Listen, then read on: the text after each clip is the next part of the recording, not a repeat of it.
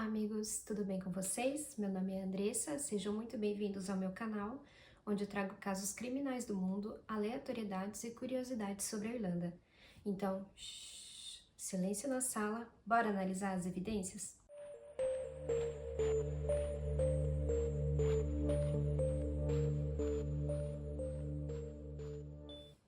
No dia 30 de março de 2005, Dublin, capital da Irlanda, nunca mais seria a mesma.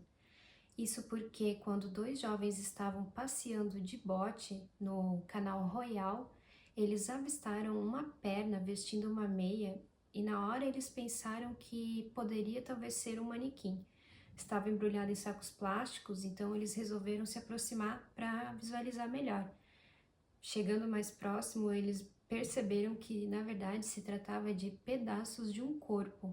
Imediatamente eles chamaram a polícia, que isolou a área e decidiu investigar melhor no dia seguinte, pois já estava escurecendo.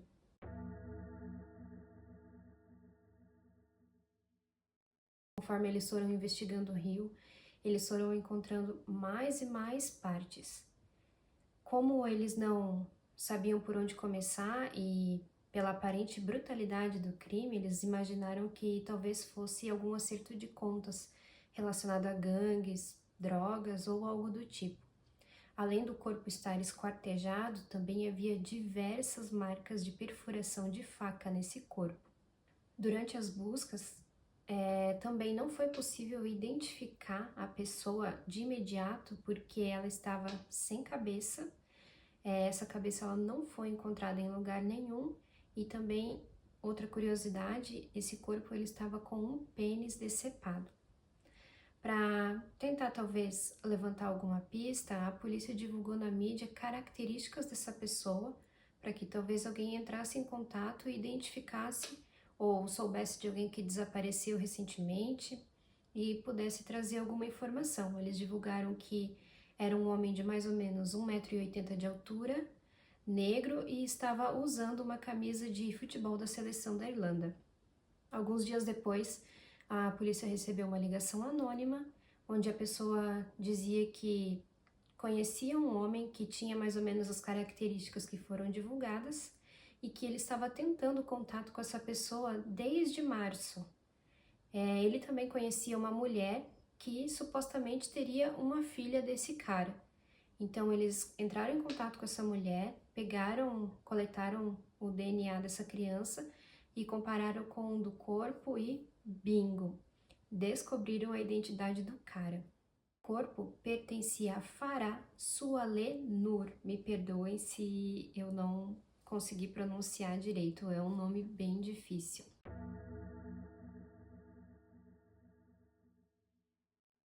Tá, mas quem era Farah? Farah era um queniano que chegou dentro de um navio de refugiados aqui na Irlanda em dezembro de 96. Inicialmente ele disse que ele era da Somália, acredito que porque na época a Somália deveria ter algum acordo político com a Irlanda para receber refugiados, e ele usou dessa história para entrar. Ele alegou que perdeu esposa e filhos, se eu não me engano são 2 filhos, que ele perdeu na guerra civil da Somália. Mais tarde foi feita uma investigação e descobriram que, na verdade, a esposa e os filhos do Farah estavam vivíssimos. E, na verdade, ele os abandonou atrás de uma vida melhor. Foi apenas isso mesmo. Quando ele começou a viver aqui com o subsídio do governo, em abrigos para refugiados, quando essa história ela não se sustentou mais, ele conseguiu a cidadania irlandesa, alegando que, como ele havia tido um filho aqui na Irlanda, ele merecia ficar aqui. Então, através dessa forma, por causa de brechas na lei, ele conseguiu a cidadania irlandesa. Durante os 9 anos em que Farah viveu na Irlanda, ele acabou se envolvendo em diversas confusões com a polícia e em diversos relacionamentos e acusações de abuso, tananã. Especula-se que ele tenha 4 filhos ou mais, sendo apenas 2 deles conhecidos, né? Os outros eu não consegui informação. Uma delas foi essa menina que usaram o DNA para identificar o corpo, e outra filha ele teve com uma adolescente chinesa de 16 anos, portadora de deficiência, no qual ele abusou dela. Em determinado momento aqui na Irlanda, Farah conheceu Kathleen Mulhall, de mais ou menos 50 anos. Nessa época, o Farah tinha 40 anos e ele iniciou esse relacionamento com a Kathleen. Era um relacionamento conturbado porque ele também abusava, agredia e ameaçava ela.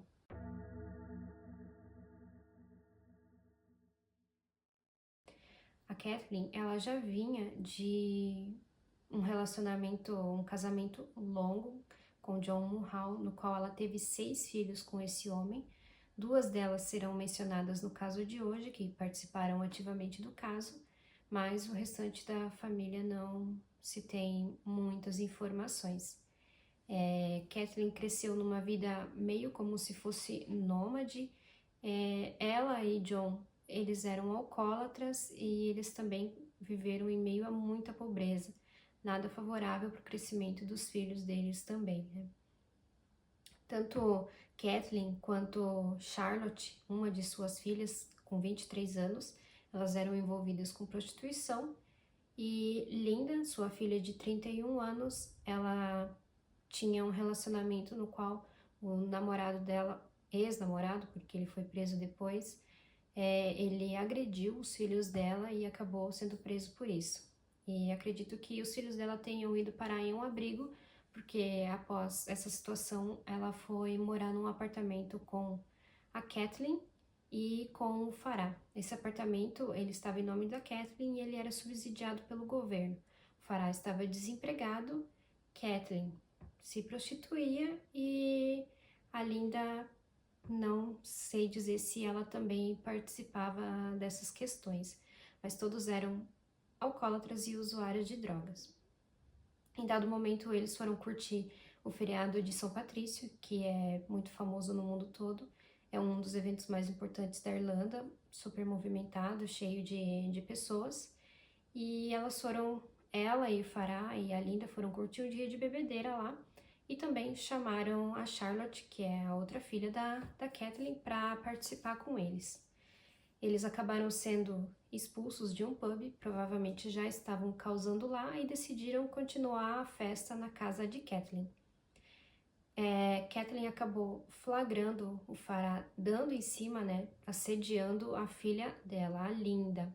Ela acabou fazendo um escândalo, eles brigaram e o Farah foi para cima dela e começou a agredi-la e ameaçá-la de morte. Kathleen então implorou para suas 2 filhas que elas matassem Farah antes que ele matasse ela. De imediato, Linda pegou uma faca e cortou a garganta de Farah. Farah caiu no chão, mas Charlotte não deixou por isso. Só por isso, ela pegou uma faca e acertou Farah mais ou menos 20 vezes para mais. Elas também usaram um martelo para acertar a cabeça dele e quebrar os ossos na hora do desmembramento. Imagina a sujeira.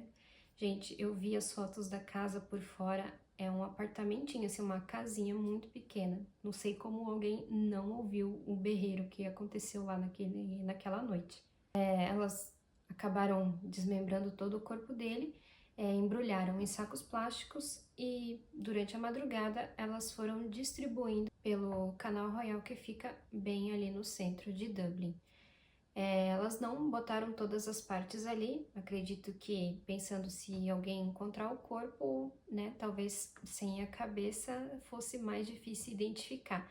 Então a Linda pegou a cabeça do Farah, colocou na mochila do filho dela, na mochila que o filho dela usava para ir para a escola.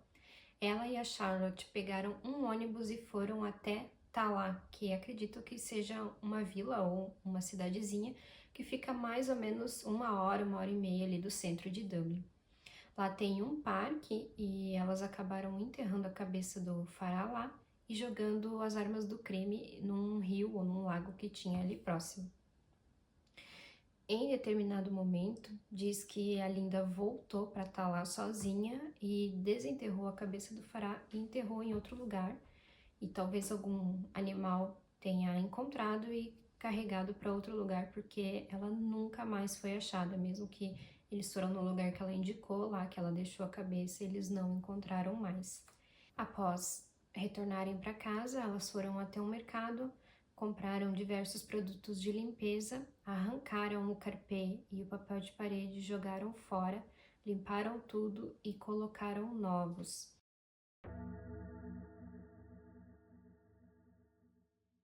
Durante as investigações e com a ajuda de testemunhas, a polícia descobriu que Farah tinha um relacionamento com Kathleen. Ela também era conhecida ali na região por se envolver com prostituição, ela também já tinha passagem na polícia por causa disso, ela e a Charlotte. Tanto por prostituição, por uso de drogas e por desacato. A polícia chegou até elas, elas deram depoimento, prestaram depoimento e logo foram liberadas porque a polícia estava reunindo provas e, a princípio, o crime parecia muito com questões de gangue, né? Mas 5 meses depois, movida pela culpa, a Linda foi até a polícia e contou todos os detalhes do crime, da sua participação, e ali mesmo ela já foi presa.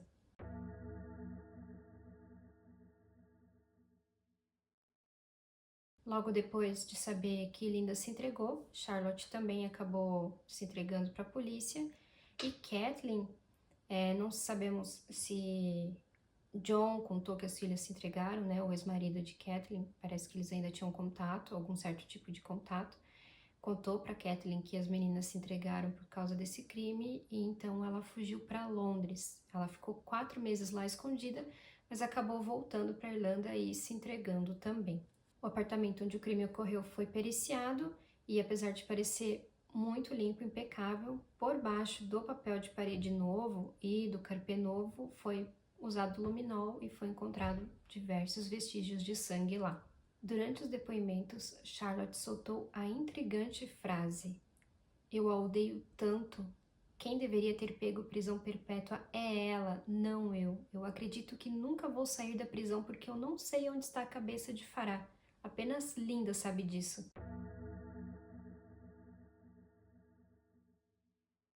Charlotte disse isso porque somente ela foi condenada à prisão perpétua. Linda pegou a condenação de 15 anos por ter se entregado e colaborado com as investigações e por ter demonstrado remorso e real arrependimento. Ela acabou, desses 15 anos, ela ficou apenas 12 na prisão e acabou saindo através de um programa de redução de pena por bom comportamento. Já Kathleen ficou 5 anos na prisão por obstrução da justiça, porque ela acabou limpando ali a cena do crime, né? Então ela acabou sendo condenada por isso. E ela não participou ativamente do assassinato, ela apenas assistiu e acobertou as filhas. Após Linda ser libertada da prisão, Kathleen até tentou contato com a filha, mas a Linda não quis saber. Ela apenas manteve contato direto com a irmã dela. Todas foram para a prisão de Dublin, mas Charlotte foi transferida posteriormente para Limerick, porque vazou na internet uma foto dela segurando uma faca no pescoço de um detento. Então essa foto de extremo mau gosto acabou viralizando e ela acabou indo para a prisão de Limerick. Não sei se a prisão lá talvez seja um pouco mais rígida do que a de Dublin, mas enfim, ela também está nesse programa de redução de pena, talvez está tentando conseguir alguma forma de condicional, mas nada foi dar indícios de que algum dia ela vai conseguir sair da prisão. Na época, o caso foi considerado o mais brutal de Dublin, na verdade o mais brutal da Irlanda, acredito que seja um dos mais brutais até hoje, ainda é um caso muito famoso aqui, mas não tão famoso no mundo. Ele ganhou o nome de Scissor Sisters, o que é um pouco controverso porque nenhuma tesoura foi usada no crime, então não se sabe bem o porquê o caso ganhou este nome. Então, gente, esse foi o caso de hoje. Pelo que a gente viu, ninguém nessa história era flor que se cheira, mas dá para se dizer que o Farah colheu o que ele plantou, né? Abandonou filhos, esposa, veio para outro país, só causou confusão, tinha diversas passagens por agressão, entre outras coisas terríveis. Nada justifica tirar a vida de alguém, mas enfim, né? Procurou também. Quero muito saber o que vocês acharam desse caso, qual é a opinião de vocês, se vocês já tinham ouvido falar a respeito dele. Comentem para engajar, se inscrevam no canal e até o próximo vídeo. Beijo!